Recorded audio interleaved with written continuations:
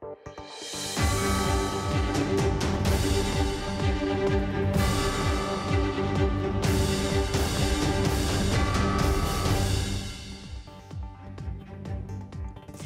барномаи ахбори озодӣ хуш омадед. ман шалои гулхоҷа ҳастам. дар хидмати шумо азизон нахуст муруре мекунем ба сархати мавзӯи барномаи имрӯз 6 феврал. тоҷикистон шаҳрвандонашро аз вуҳани чин берун меорад. мақомоти тоҷик таҳдиди хатари вуруди вируси нав ба кишварро рад намекунанд. аз шаҳри ухани музофоти хубӣ баровардани 58 нафар шаҳрвандон аз ҷумла донишҷӯёне ки ҳастанд дар назар аст. аксарияти намояндагони Сенати Амрико зидди барканории Дональд Трамп аз мақоми президентӣ овоз доданд. раиси ҷумҳури Амрико аз банди аввали нобоварӣ орӣ аз гуноҳ эълон шуд. ва дар маршировкаҳо ишқи худро пайдо мекунанд. мақомоти вазорати фарҳанг мегӯянд донишҷӯёни тоҷик бо майли том ба тамринҳои давлатӣ мераванд. نداری بیان کردن که اینما یک دیگر رو یافتیم، یعنی که ما در همین چاره‌بینی شناخت شدیم. кумитаи ҳолатҳои фавқулодаи Тоҷикистон барои бозгардонидани донишҷӯёни тоҷик аз вуҳани чин бо сафорати кишвар дар душанбе гуфтугӯ дорад. қарор аст донишомӯзон тариқи ҳавопаймои чинӣ ба ватан оварда шаванд. шаҳри вуҳан маркази сирояти вируси навест ки то рафт ҷаҳонӣ мешавад. густариши вируси тозапайдо имрӯз яке аз мавзӯъҳои меҳварии нишасти хабарии вазорати тандурустӣ буд. ба гуфтаи вазорат шумораи онҳое ки дар кишвар таҳти карантин қарор доранд ба 700 нафар наздик шуд. молораҷаб юсуфӣ ва шаҳлои абдулло гузориш медиҳанд. مسئولین وزارت تندرستی تاجیکستان در یک نشست خبری وعده دادند که تا 2 روز دیگر دانشجویان تاجیک را از شهر ووهان چین بیرون می‌آورند. توپاگو مسئله از شهر ووهان مضافات خوبی برآوردن 58 نفر شهروندان از جمله دانشجویانی که هستند در نظر است. وزیر تندرستی و حفظ اجتماعی تاجیکستان افزود دانشجویان را با هواپیما می‌آورند و گروه‌های مخصوص برای پیشواز این دانشجویان آماده شدند. رسانه‌های روسی روز گذشته خبر دادند که مسکو خواهش مقامات دوشنبه در موردی از منطقه‌های گرفتار به کرونا ویروس چین بیرون برآوردن شهروندان تاجیکستان را اجرا کرده نتوانسته است. وزیر تندرستی همچنین خبر داد که برای پیشگیری از سرایت ویروس نو تا امروز 645 نفر را که از چین بازگشتند برای معاینه در شفاخانه‌ها نگاه می‌دارند. بین بیشتر شدگان یگان حالتی بانشادوتای سرایتی کرونا ویروس مانند مشاهده نشده است. اساساً شماره بیشتری بیشتر شدگان از حساب دانشجویان و سایکاران میباشند.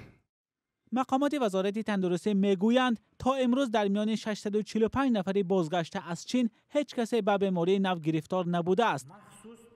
نسیم عالمزاده گفت تاجیکستان برای مبارزه با ویروس آماده است و در همه 27 گذرگاه مرزی نظارت شبانه روزی جاری شده است. در فرودگاه‌های بین‌المللی شهرهای دوشنبه و خوجند همزمان شهر کلاب و بختر که رواد شهروندان اصلا طریق خطرهای این شهر صورت می‌گیرند. تجهیزات‌های تشخیص ضروری به مانند تپلویزرها و ترموسکانرها نصب کرده شدند که در هر یک شهروندی از خارج کشور به دوستان وارد گردیده توسط اینها سنجیده می‌شود. عین زمان مقامات خطر سرایت ویروس نو از بزرگترین همسایه تاجیکستان به کشور را رد نمی‌کنند. در نشست خبری وزارت همچنین نمایندگان سازمان جهانی تندرستی در تاجیکستان نیز اشتراک داشتند. باید گفت که یگان کشور با این ویروس آماده نبود و وضعیت روز از روز تغییر می‌یابد. با توصیه‌های سازمان جهانی تندرستی ما همراه با مقامات تاجیک تلاش داریم از سرایت‌یابی به این ویروس جلوگیری شود. رهبر نمایندگی سازمان جهانی تندرستی گفت شماره گرفتاران به ویروس نو در جهان بیش از 28,000 نفر شده است و تا این دم 565 نفر جان باختند. аксарияти намояндагони Сенати Амрико рӯзи сешанбе зидди барканории Дональд Трамп аз мақоми президентӣ овоз доданд. ба ин тартиб Трамп ки бо ду банд суистифода аз мақом ва монеъ шудан ба кори Конгресс муттаҳам мешуд, ори аз гуноҳ эълон гардид. дар райдиҳӣ барои иттиҳоми суистифода аз мақом 52 намояндаи ҷумҳурихоҳи Сенат раи мухолиф доданд ва 48 тани дигар аз он пуштибонӣ намуданд. гузоришро дар ин бора аз Тоҳири Сафар мешунавем. رئیس جمهور دونالد ترامپ از مقامش برکنار نمی شود. رئیس جمهوری آمریکا از بند اول ناباوری آری از گناه اعلان شد. اکثریت وکیلان حزب جمهوری خواه با طرفداری آری از قانونشکنی اعلان کردن ترامپ رای دادند. دموکرات ها میگویند ترامپ با طلب از اوکراین برای تحقیق فعالیت‌های رقیب سیاسیش جو بایدن و پسرش ارزش‌های دموکراتی آمریکا را زیر پا کرده است. عملکردهای رئیس جمهور بیانگر آن است که او خود را از قانون بالا می‌داند و کنگره هم هیچ قدرت تفتیش عملهای او را ندارد. هر کسی چنین می‌کند بر زیانش می‌کند. دونالد ترامپ سومین رئیس جمهور در تاریخ آمریکا شد که مجلس نمایندگان به او اعلان ناباوری کرد، اما انتظار می‌رفت که سنات زیر دست جمهوری خواهان او را عاری از گناه اعلان کند. دونالد ترامپ با وجود سوء استفاده از مقام برای منفعت خصوصی و امکان ندادن به کنگره برای تحقیق خطاکاریش و اعلان دروغ درباره تبرئه خلاص می شود. او از پاسخگویی امین ماند چون بسیاری از سناتوران به او این امکان را دادند.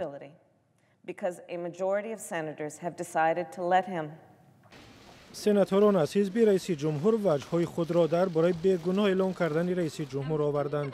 بعضی گفتند او بر اساس قانون رفتار کرده است. برکنار کردن رئیس جمهور برای اجرای صلاحیت‌های کنستیتوسیونیش که پرزیدنتان جمهوری خواه و دموکرات طلب کردند، سابقه خطرناک را به میان می‌آورد. هرچند بعضی جمهوری خواهان گفتند که عملکردهای رئیس جمهور مناسب نبود، اما برکنار کردنش تنبیهی بسیار سخت میشد. با وجود این همه، جری ندلر متصدی پرونده اعلان ناباوری و ترامپ گفت که دموکرات‌ها برای به جوابگری کشیدن پرزیدنت کار را ادامه می‌دهند.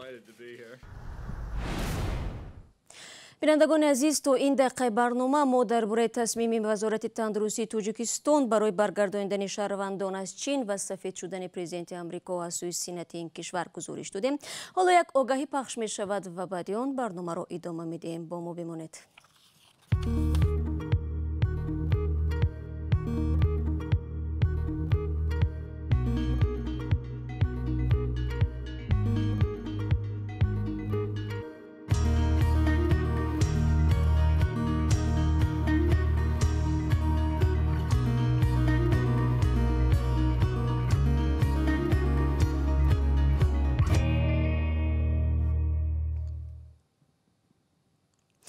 واسیدین اودیناف، یک فعال سیاسی توجیک، چند روز می شود در نزد سفارتی تاجیکستان در افسریا اعتراض می کند. او با عکس دلیر شریفوف در دست از مقامات توجیک رهایی این روزنامه‌نگار بازداشت شده را طلب دارد. واسیدین اودیناف که در خارج از تاجیکستان زندگی می کند، بر رادیوی آزادی گفت می‌خواست نامه را به دیپلمات‌های توجیک در سفارت برساند، ولی کسی از نمایندگی بیرون نآمد. اودیناف میگوید بازداشت دلیر شریفوف برای جامعه خبرنگاری بسیار نگران کننده است. در بیانیه کوتاه این فعال سیاسی گفته است بازداشت خبرنگار و ده‌ها تن دیگر با اتهام عضویت در اخوان المسلمین غیر قانونی است، چون این افراد گناهی ندارند. هدف ما از این اعتراض تنها طلب کردن از این حکومت که فوراً برادر ما را آزاد کنند. از این پیشتر 8 سازمان خبرنگاری و حامی حقوق انسان، 10 ژورنالیست و مسئول بخش آزادی مطبوعاتی سازمان امنیت و همکاری اروپا آزادی دلیر شریفوف را طلب کردند. مقامات توجیک دلیر شریفوف را به برانگیختن کینه و عداوت ملی و مذهبی متهم می‌دانند. او را روز 28 ژانویه امسال بازداشت نمودند و بعداً برای 2 ماه به حبس گرفتند. وکیل و خویشاوندانش میگویند اتهامات اساس ندارد. مقامات وزارت فرهنگ تاجیکستان میگویند 90% دانش آموزان از جلب شدن به راهپیمایی و یا به اصطلاح معروف مارشیروفکاها خوشحالند. در این باره امروز ضمن نشست خبری این نهاد در دوشنبه صحبت شد. گذشته از این به قول مуовини وزیر فرهنگ آبیجان نظریان برای برخی ها شرکت در چنین چاره‌بینی ها سرنوشت ساز شده است. وزارت فرهنگ در برابر وزارت معارف یکی از ساختارهای مسئول برپا کردن مارشیروفکاهای جوانان به شمار می رود. چنین تمرین ها پیوسته در جامعه انتقاد می شوند. در این نشست خبری در دوشنبه مуовини وزیر نو فرهنگ برعکس دیگر نظرها گفت دانشجویان تاجیک با اختیار خود و با میل تام به راهپیمایی‌های دولتی می روند. باور کنید جوانان خودشون به میل خود میگویند، میخواهند و این هم یک ورقه تاریخی هست که اشتراک در این یا آن چاره‌بینی که باید جوانان اشتراک کنند. обиҷон назарён мегӯяд донишҷӯёнро маҷбур барои ширкат ба маросимҳои давлатӣ намебаранд ва онҳо аз дарсҳояшон низ ақиб намемонанд. муовини вазир гуфт, дар гуфтугӯ бо донишҷӯён ҳеҷ гоҳ норозигие дар бораи раҳпаймоиҳо нашудааст. аз ягон тошома на калимаи қабеҳ ё ягон норозигӣ нисбати давлат, нисбати миллат, нисбати чунин ҳамин чорабинӣ нашунидам. ба қавли намояндаи вазорат, ширкат дар раҳпаймоиҳо ки бисёр вақт барои ҷалби донишҷӯён ба онҳо мақомотро танқид мекунанд, ба нафъи худи донишҷӯён аст ва ҳатто зиндагиашонро тағйир медиҳад. хурсандии ораш дар он аст ки ҳатто дар ҳамон чорабиниҳо ҷавоно якдигарро ба якдигар ошиқ мешаванд. дар ҳамин шаҳри душанбе буд, маро дар ҳамин ду ҷавон миннатдорӣ баён карданд ки ина мо якдигарро ёфтем, яъне ки мо дар ҳамин чорабинӣ шинос шудем ва оила барпо гардонидем. баръакси тамоми гуфтаҳои муовини вазири фарҳанг, дар тоҷикистон аз ҷалби ҳазорон донишҷӯ ба раҳпаймоиҳои давлатӣ танқид мешавад. ҳазорон донишҷӯро баъди дарс ё дар вақти дарс ба хиёбонҳо мебароранд ва барномаҳои ҷашниро тамрин мекунанд. бисёре аз донишҷӯён аз гуруснагӣ ва хастагӣ зери офтоби сӯзон шикоят карданд. борҳо видеоҳое нашр шудааст ки аз ҳуш рафтани муҳассилин ва донишҷӯёнро нишон медиҳад. дар шабакаҳои иҷтимоӣ ҳам мақомотро танқид карданд ки дар донишгоҳҳо на соҳибҳунар, балки раққосу раққоса омода мекунанд. бори вазнини зиндагӣ рӯи шонаи як писарбачаи 12 сола. тасаввури он ки як ноболиғ 30 нафарро саробонӣ мекунад хеле мушкил аст, аммо воқеияти афғонистони ҷангзада ҳамонест ки дар гузориши навбатӣ пешниҳоди шумо мешавад. тоири сафар аз қаҳрамонии наврасе мегӯяд ки на аз дастнигарӣ, балки аз бесавод мондан метарсад. این پسری افغان خانواده 30 نفری را تامین میکند. پدری احمدزیا را چند پیش جنگجویان طالب کشتند. 12 ساله و یگانه نانآوری خانواده بزرگشان است. از ناچاری به مکتب نمی رود. 300 نفوسه. من به اینجا پتکار پر میکنم، به همین سربازا او میبرم. به برج 4000 به می میتین که به سربازا به برج 4000 میتین که نفقه همی 300 نفوسشو. اکثر اعضای خانواده حتی 10 ساله هم نیستند.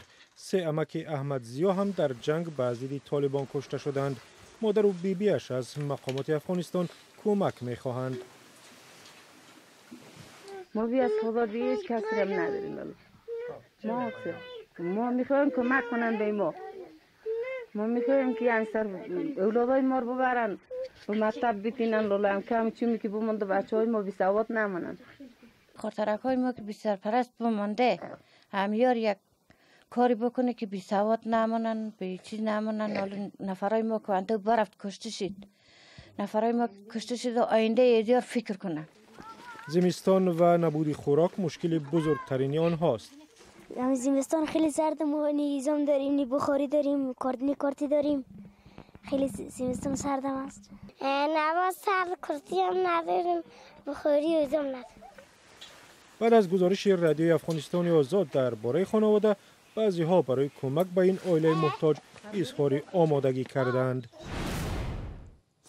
وکیل مدافع زندانی توجیک بزرگمیر یورف برای صداقت کسبی و تلاش حفظ حق شهروندان به دادگاه عادلانه برنده جایزه بین‌المللی هومو هومینی شد. این جایزه هر سال از طرف سازمان بین‌المللی غیردولتی People in Need به مبارزان حقوق انسان داده می شود. قرار است جایزه روز 5 مارت در جمهوری چک به جمشید یورف برادر بزرگمیر یورف تقدیم گردد. بزرگمیر یورف در سال 2015 باز در حبس است و به 28 سال زندان محکوم شده است. او و پیوندانش حکم را سیاسی می‌دانند. مقامات همواره طلب آزادی او را رد کردند. این مطلب آخری برنامه امروز. با تشکر از یکایک شما برای همراهی. تا ملاقات نوبتی بینندگان عزیز، شما میتوانید خبرهای تازه را از وبسایت رادیو آزادی بخوانید و چون همیشه گزارش‌های روز و جالب در آزادی ویدیو کانال مخصوص ما در یوتیوب گذاشته می شود. من صبح فردا شما را در نوید بامدازی منتظر میمانم. خدا نگهداری هر یک شما باشد.